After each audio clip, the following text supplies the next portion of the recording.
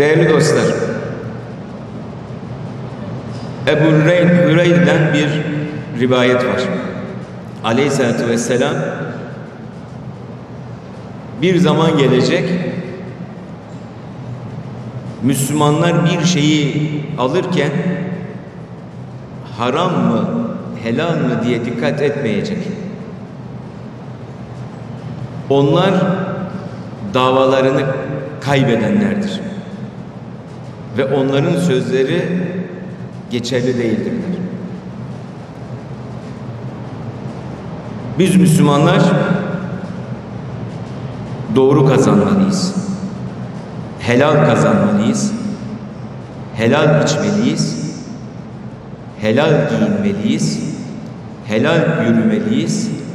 Helal bakmalıyız. Helal duymalıyız. Helal konuşmalıyız.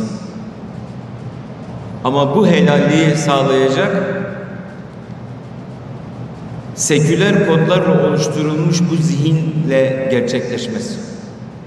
Zihinsel dünyamızı, aklımızı, düşüncemizi helale dönüştürmediğimiz sürece biz helalle haram arasında bir şey farkına varamaz. Zihinleri Müslüman bir zihniyete dönüştürmemiz lazım.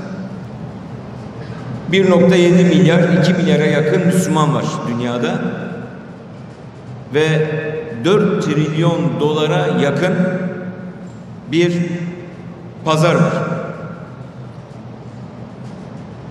Tüccar, girişimci, çalışan, buyurun size geniş bir alan.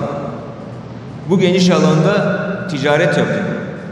Bu geniş alanda helalinden kazanın. Bu geniş alanda hezaninden dağıtın. Onun için bu fuarlar Müslümanların çokça yararlanacağı ve zihinlerini, dünyalarını geliştirebilecekleri önemli alanlar. Müslümanlar yapıyor. Müslümanlar üretiyor. Bakın 16 yılda Türkiye'nin geldiği noktaya, 16 yıl önceki Türkiye ile bugünkü Türkiye'ye 3 katı büyümüş, 3 katı zenginleşmiş. Bugün Suriye'de gözyaşı var. Suriyelileri baş tacı ediyor. Filistin Bakanımız güzel şeyler söyledi. Filistin'i baş tacı ediyor. Kudüs bizim vazgeçilmezimizdir diyor.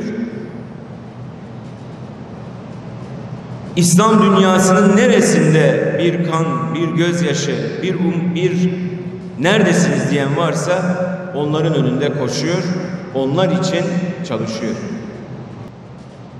Bakın Türkiye bu 16 yıllık serüven boyunca çok ciddi ama çok ciddi operasyonlara uğradı. İşte yakın geçmişimize bakın. Gezi olayları. Türkiye üzerine oynanan büyük olaylardan bir tanesiydi. Atlattık.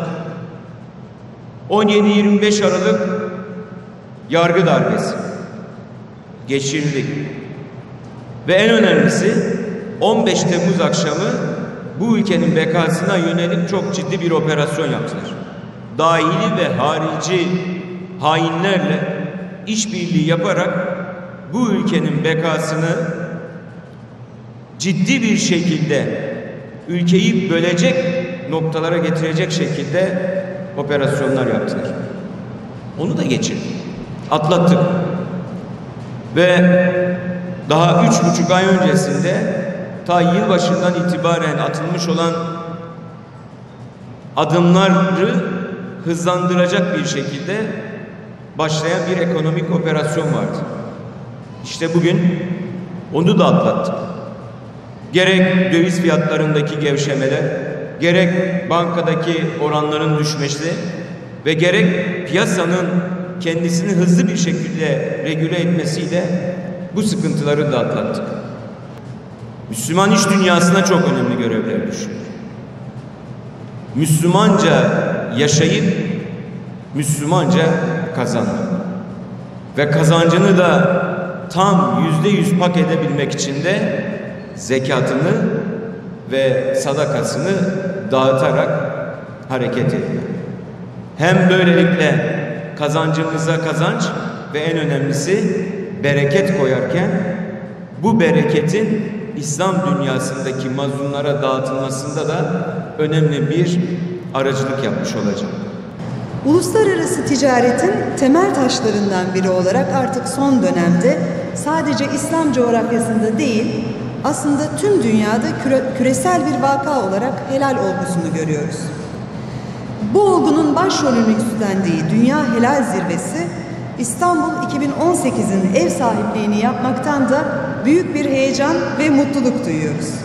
Kaliteyi ve rekabeti belirleyen önemli ölçütlerden biri de uluslararası alanda kabul görmüş standartlar. Bu sayede, bu standartlar sayesinde küresel düzeyde ticaret ilişkilerinin kuralları tanımlanıyor. Bu ilişkiler kolaylaşıyor, yeni pazarlara girişim fırsatları ortaya çıkıyor, üretim süreçleri geliştiriliyor, sürekli geliştirmeye dayalı, iyileşmeye dayalı kalite altyapıları kuruluyor, teknoloji kullanımı hayatımızın her noktasına giriyor ve çevreyi ve sağlığı koruyan ortak bir dil ortaya konulmuş oluyor. İşte bu noktada helal ürün ve hizmetler konusunda da ortak standartların belirlenmesi, bu standartlara göre ürünlere helal belgesinin verilmesi, belgelendirme faaliyetlerinin akredite edilerek bu akreditasyonun da ülkelerimiz arasında karşılıklı tanınması artık ihtiyari olmaktan çıkıyor, doğrudan doğruya bir zorunluluk haline geliyor.